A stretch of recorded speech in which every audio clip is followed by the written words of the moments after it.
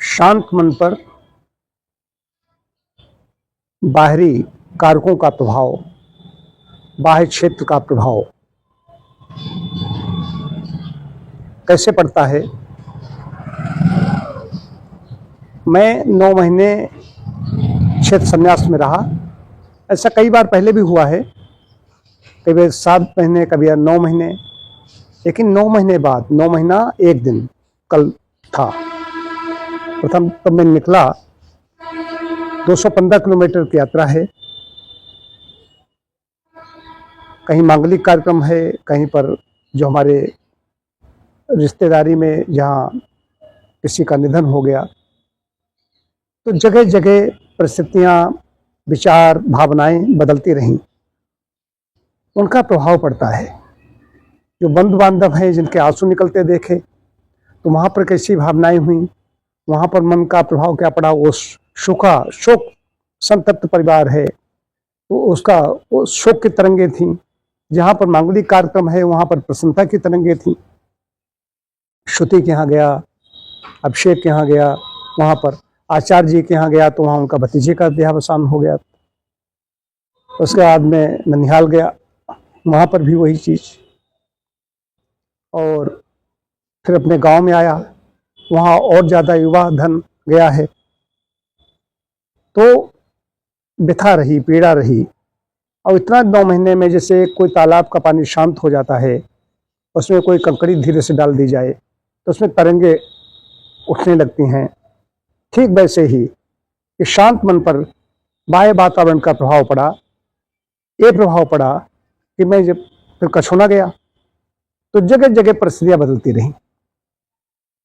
कहने का प्राय यह है कि जब एकांत में हम रहते हैं, एकांत में वास करते हैं, वृत्त्या पंचतया क्लिष्टाः क्लिष्टाः, तो चित्त है किसमें लगा हुआ है, कैसा परिवेश है, कैसा वातावरण है। वायुमंडल वातावरण तो एक हो गया, लेकिन जहाँ पर लोग रह रहे हैं वो सुखी हैं, दुखी हैं, कोई व्यथा है, पीड़ा है, दर्द है, तो वहाँ पर वैसी वैसी तरंगे होती हैं।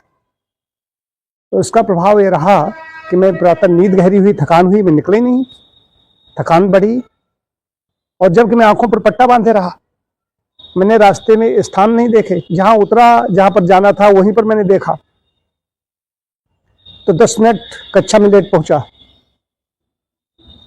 4:45 मुझे कक्षा में पहुंचना चाहिए था, 5:45 पर 4:45 पहुंचना चाहिए, अब पहुंचा हूँ 15 मिनट लेट करीब। तो ये मन का अशांत जब जाएगा तो मन अशांत होगा। एक परिवेश में रह रहे हैं, अलग लोग टहलते हैं, योगा करते हैं, बाहर निकलते हैं, झील नदी देख करके प्रसन्न होते हैं। ये तो वो लोग हैं जो ज़्यादा उसमें पड़े हुए हैं मकर जाल में। हम तो वैसे भी इसमें रहते हैं। हमें कहीं बाहर जाने की, कहीं देखने की इच्छा नहीं रहती, तभी तो मैंने पट्टा बांध लिया था। तो लेकिन जब बंधु बांधवों को देखता हूँ, व्यतीत हैं, पीड़ित हैं, या कोई प्रसन्न है, तो उसका मन पर प्रभाव जरूर पड़ता है। तो इसमें चित्त रूपी नदी 2 ओर बहती है कहा गया है, पाप बहा पुण्य बहा। लेकिन यहाँ पर यह नहीं है, पाप बहा पुण्य बहा यहाँ पर नहीं है। बात आ रही है जो जहाँ पर जैसे गए वहाँ कैसी भावनाएं थी, कैसी तरंगे थी, उनमें वैसे ही हो जाना। यही तो सहानुभूति है, यही तो बंधुत्व है, यही तो हितैषी होना है। तो उनमें, उनके सुख में सुखी हो गए, दुख में दुखी हो गए। पर दुख दुख, सुख सुख देखे पर, यही कहा गया है। और संत महापुरुष के लिए कहा गया है। मैं कोई संत या महापुरुष ऐसा नहीं कह रहा हूँ, लेकिन अंदर की भावना प्रकट कर रहा हूँ। लेकिन मैं अब आज से फिर से संन्यास में हूँ। अब मैं यहाँ रह करके एक शाला में बैठ करके अपना, और समय का बड़ा दबाव था हमारे ऊपर कि हमें शाम को 1 घंटे जब भी रह गया था, साय का संध्या हवन भी हमारा वो भी समय पर हो। तो ये सब करने के बाद में परमपिता परमात्मा की कृपा से ही सारा सब समय पर हुआ। उसमें कहें कि हमने ऐसा मैनेजमेंट बनाया नहीं, सब कुछ समय पर हो गया।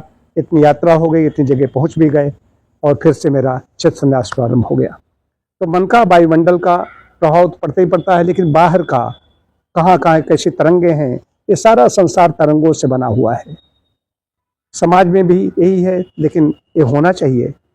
पराये सुख में सुखी होना, पराये दुख में दुखी होना, ये अंदर से होता है।